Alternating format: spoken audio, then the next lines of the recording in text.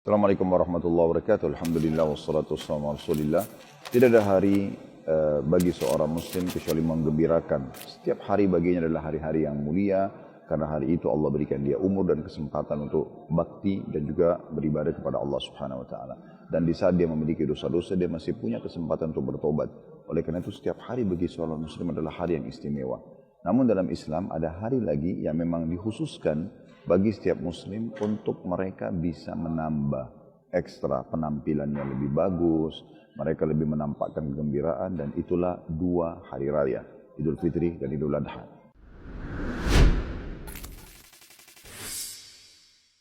Sebagaimana dalam sebuah riwayat yang sahih, Nabi SAW menjelaskan kepada para sahabat, kalau Allah telah menggantikan hari-hari raya yang dulu mereka kenal sebelum masa Islam atau di masa jahiliyah, dengan dua hari raya Idul Fitri dan Idul Adha. Nah, saudaraku seiman, di hari raya Idul Fitri dan Idul Adha ini ada beberapa sunnah-sunnah yang kita dianjurkan untuk perhatikan. Yang pertama adalah bagaimana seorang muslim dan muslimah mandi terlebih dahulu sebelum mereka pergi melaksanakan sholat id itu. Ya, sehingga akhirnya mereka bisa mendapatkan pahala. Sebagaimana dinukil dalam sebuah riwayat, diriwayatkan oleh Imam Malik dalam kitab Muwatta'na dari Nafi' Maula Abdullah bin Umar. Beliau mengatakan bahwasanya Abdullah bin Umar itu setiap kali mau sholat id pasti beliau mandi terlebih dahulu. Sementara dalam riwayat yang lain diriwayatkan oleh Al-Baihaqi, ada seseorang bertanya kepada Ali bin Abi Thalib sambil mengatakan, berapa kalikah saya boleh mandi? Maka kata Ali, mandilah setiap hari bila engkau inginkan. Karena memang dasarnya hukumnya mandi itu kan mubah, asal tidak berlebihan. Lalu orang itu mengatakan, bukan, yang saya maksudkan adalah mandi yang khusus saya bisa lakukan, yang mungkin itu bisa lebih besar pahalanya. Kata Ali radhiyallahu anhu, kalau begitu mandilah di hari Jumat, mandilah di hari Arafah, dan mandilah di hari Idul Adha dan juga Idul Fitri. Nah, berarti memang mandi yang bersih bagian daripada sunnah Nabi alaihi salatu wassalam yang disampaikan oleh para sahabat Nabi. Yang kedua adalah bagaimana seorang muslim menggunakan pakaian terbaiknya. Dan juga tentunya bagi laki-laki boleh membubuhi lagi dengan dia memakai wangi-wangiannya. Kalau perempuan menghindari wangi-wangian, tapi pakaian yang bagus semuanya dianjurkan bagi laki-laki dan perempuan. Menampakkan nikmat Allah pada hari itu. Itu dinukil dalam banyak riwayat, diantaranya yang disebutkan dalam sebuah riwayat kalau Nabi SAW itu memiliki baju yang khusus, jubah khusus untuk hari raya Idul Fitri dan juga Idul Adha.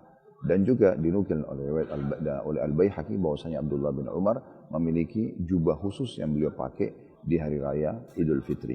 Dan ini juga sudah umum pendapat ulama menganjurkan agar bagaimana setiap muslim dan muslimah mereka selalu menjaga penampilannya yang baik, menunjukkan nikmat yang besar dari Allah pada saat hari itu, karena memang sangat pantas kita bergembira setelah melaksanakan ibadah selama sebulan penuh. Yang ketiga yang Anda disunnahkan untuk lakukan adalah bagaimana Anda bertakbir menuju ke musalla atau tempat sholat id.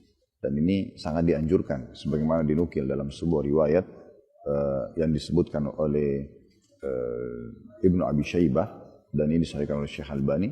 Kalau Nabi SAW pada saat beliau keluar dari rumah, maka beliau bertakbir sampai tiba di musalla. Dan kalau beliau sudah menyelesaikan sholat, maka beliau memutuskan takbirnya.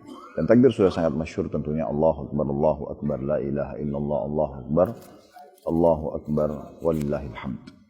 Ada juga riwayat yang menyebutkan bahwasanya 3 kali takbirnya, Allahu Akbar, la ilaha illallah, Allahu Akbar, walillahil hamd. Kemudian yang keempat yang dilakukan adalah makan terlebih dahulu sebelum sholat Idul Fitri. Dan kalau Idul Adha Anda makan setelah pulang sholat id. Jadi bedanya kalau sholat Idul Fitri Anda makan dulu sebelum pergi ke musola, walaupun sederhana atau makan sedikit saja. Seperti dinukil dalam sebuah riwayat bahwasanya Nabi SAW tidak keluar sholat Idul Fitri kecuali beliau makan beberapa tamar atau kurma, dan beliau makan dalam hitungan ganjil. Nah, kemudian juga dalam riwayat yang lain Nabi SAW keluar Idul Fitri dengan kondisi beliau sudah makan, dan beliau tidak makan di Idul Adha sampai beliau kembali sambil menikmati hewan kurbannya. Jadi termasuk bagian daripada sunnah Nabi SAW. Syekh Islam Ibnu Taimiyah rahimahullah mengatakan di antara hikmah kenapa Nabi SAW makan dulu kemudian baru beliau keluar di sebelum sholat Idul Fitri, untuk menunjukkan kepada orang-orang kalau puasa sudah selesai. Yang kelima Anda sholat id tentunya. Dan ini adalah bagian daripada yang dianjurkan. Dan dalam riwayat yang sahih disebutkan Nabi SAW menyuruh kaum muslimin untuk keluar dan menghadiri sholat id itu. Baik laki-laki, perempuan, budak, anak kecil, dan bagi wanita yang berhalangan pun tetap dianjurkan untuk hadir. Minimal mereka meramaikan dan menunjukkan jumlah umat Islam yang besar. Dan mereka mendengarkan khutbahnya. Nah, ini termasuk anjuran Nabi SAW. Di kedua, sholat tentunya, Idul Fitri dan Idul Adha. Kemudian yang keenam adalah bagaimana Anda dianjurkan kalau pergi ke musola atau masjid untuk menjalankan sholat id, Anda bertolak belakang jalannya. Maksudnya perginya dari satu jalan tertentu dan pulangnya dari jalan yang lainnya. Sebagaimana dinukil dalam riwayat yang sahih dari hadis Jabir radhiyallahu anhu bahwasanya Nabi SAW itu beliau pasti kalau pergi ke musola khalafat tariq. Beliau berselisih jalan antara perginya dan pulangnya. Ini tentunya dilakukan oleh Nabi SAW sebagai sebuah contoh buat kita. Yang ketujuh yang dianjurkan adalah bagaimana kita mengucapkan tahniah atau saling mendoakan kebaikan. Dinukil oleh Ibnu Hajar dalam kitab Fathul Bari beliau dari riwayat Nufair radhiyallahu anhu bahwasanya para sahabat Nabi kalau mereka bertemu selepas sholat id maka mereka saling mengucapkan taqabbalallahu minna wa minkum, semoga Allah menerima dari kami amal saleh dan juga bagi kalian. Nah, ini termasuk doa yang dianjurkan, taqabbalallahu minna wa minkum. Tentunya yang kedelapan, Anda boleh melakukan hal-hal yang mubah setelahnya dan tidak ada perintah khusus kalau sholat Idul Fitri. Maksudnya selepas sholat id dan setelah tadi sunnah-sunnah kita sebutkan itu dilaksanakan, maka selepasnya adalah acara bebas. Bisa orang itu menunjukkan kegembiraannya misalnya dengan silaturahim, dengan rekreasi keluarga yang tidak ada dosa di situ, itu satu perintah yang sangat positif. Cuma kalau di Idul Adha ada perintah Allah Subhanahu wa taala dalam firman-Nya fasholli lirabbika wanhar, salat Idul Adha itu dan berkurbanlah setelahnya. Nah, perbedaannya kalau setelah Idul Adha ada perintah untuk berkurban dan ini juga termasuk wajib bagi orang yang sudah mampu dalam sebagian pendapat ulama dan ada mengatakan dia adalah penekanannya sunnah. Tetapi kami lebih cenderung kepada pendapat yang mengatakan wajibnya berkurban bagi orang yang mampu. Termasuk yang dianjurkan bagi seseorang yang sudah puasa Ramadan dan tiba Idul Fitri, dan ini dilakukan sebelum sholat Idul Fitri, dan kita masukkan di poin yang ke-9, yaitu Anda mengeluarkan zakat fitrah. Zakat fitrah adalah dari makanan pokok tentunya yang dikeluarkan oleh seorang muslim sejumlah berapapun anggota keluarganya. Bahkan pendapat yang kuat adalah mengatakan walaupun janin dalam perut, sama juga dikeluarkan zakat fitrahnya. Takarannya adalah 2,5 kilo beras atau sampai 3 kilo dalam pendapat sebagian ulama. Kalau kita berbicara makanan pokoknya beras kayak kita di Indonesia. Atau kurang lebih 3,5 sampai 4 liter beras.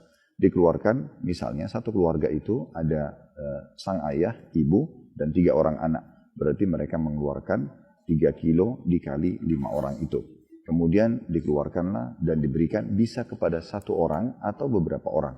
Dan yang paling afdal dikeluarkan adalah antara habis sholat subuh sampai menjelang sholat id. Namun kalau Anda keluarkan sehari sebelumnya atau Anda menyerahkan kepada yayasan diamanahkan beberapa hari sebelumnya di 10 terakhir Ramadan, nanti mereka yang alokasikan sebelum sholat id, maka itu juga sangat baik. Dan Nabi SAW mewajibkan untuk mengeluarkan zakat fitrah ini tentunya, dan jangan sampai luput dari setiap orang di antara kita. Dan juga kalau seandainya ada orang yang mau mengeluarkan zakat fitrah di lokasi tempat dia, itu juga sangat baik. Tapi kalau di lokasi dia misalnya di wilayah dia sudah banyak orang-orang yang mampu, bahkan mungkin tidak ditemukan ada orang yang tidak mampu, kemudian ada penawaran dia untuk berbagi zakat fitrahnya di lokasi yang minoritas muslim yang membutuhkan, lokasi peperangan misalnya, kayak kita sekarang teman-teman di Gaza misalnya, maka itu juga sangat baik. Allahu a'lam. Semoga Allah SWT menjadikan orang kita yang paling bahagia di Ramadan ini dan juga Ramadan-Ramadan yang lalu dan akan datang dengan diterimanya seluruh amal kita, dimaafkan semua kesalahan kita, dan semoga Allah panjangkan umur kita di atas ketaatan kepadanya, dan Allah Subhanahu wa taala berikan kita kesempatan Ramadan yang banyak ke depan, semuanya dengan kesempurnaan iman, ilmu dan amal saleh, dengan jasad yang sehat tentunya, bersama dengan seluruh orang-orang yang kita cintai dari kerabat kita dan orang-orang yang saling mencintai karena Allah Subhanahu wa taala. Semua bermanfaat. Subhanakallahumma bihamdika asyhadu an la ilaha illa anta astaghfiruka wa atubu ilaik. Wassalamualaikum warahmatullahi wabarakatuh.